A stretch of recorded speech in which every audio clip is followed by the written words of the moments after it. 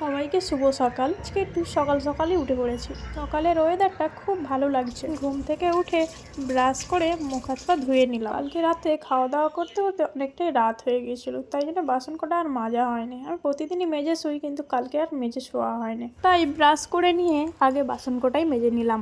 কদিন পরেই তামিলনাড়ু থেকে কলকাতায় আমরা চলে যাচ্ছি। আমাদেরকে বাড়িতে রেখে আমার বর আবার কাজে চলে আসবে। আমাদেরকে একাকেই থাকতে হবে। বিয়ের পর থেকে কেরালায় তামিলনাড়ু অনেক থেকেছি, আর থাকা হবে না, কারণ এবার বাচ্চাগুলো বড় হচ্ছে, ওদেরকে স্কুলে ভর্তি করতে হবে। এবার আর আমাকে বাইরে থাকলে হবে না। ভেবেছিলাম বাইরে স্কুলে ভর্তি করাবো, কিন্তু বাইরে স্কুলে ভর্তি করালে বাংলাটাও শিখতে পারবে না। এখানে তেমন হিন্দিও নেই, শুধু তামিল আর ইংলিশ। তামিল শিখে কী করবে? ইংলিশ শিখলে তবুও কাজে লাগবে, কিন্তু তামিল তো আমাদের কোনো কাজে লাগবে না। আর এই যে ও দোকানে যাচ্ছে বিস্কুট কিনতে, চা দিয়ে আমরা বিস্কুট খাবো।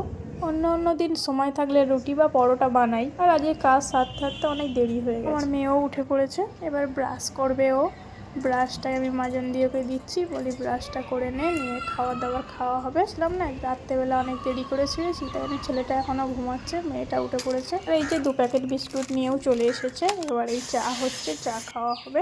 বিস্কুট খেয়ে ও কাজে বেরিয়ে যাবে, আর তারপর আমরা রান্না বান্না করবো। চা বিস্কুট খাচ্ছি, পরে রান্না করব। বাবা কাজে যাওয়ার আগেই ছেলে মেয়ে দুটো ছুটে যাবে আদর খাওয়ার জন্য। বাবাকে অনেক ভালোবাসে ওরা। এবারে এখানে বসে পড়েছে এখান থেকে টাটা করবে বলে। এটা ওদের প্রতিদিনেরই রুটিন। ওরা টাটা করছে আর আমাকে বলছে তুমিও টাটা করো। আমাদের এই ছোট ছোট মুহূর্তের ভিডিওগুলো যদি আপনাদের ভালো লাগে, তাহলে আমাদের পাশে থাকবেন। ধন্যবাদ।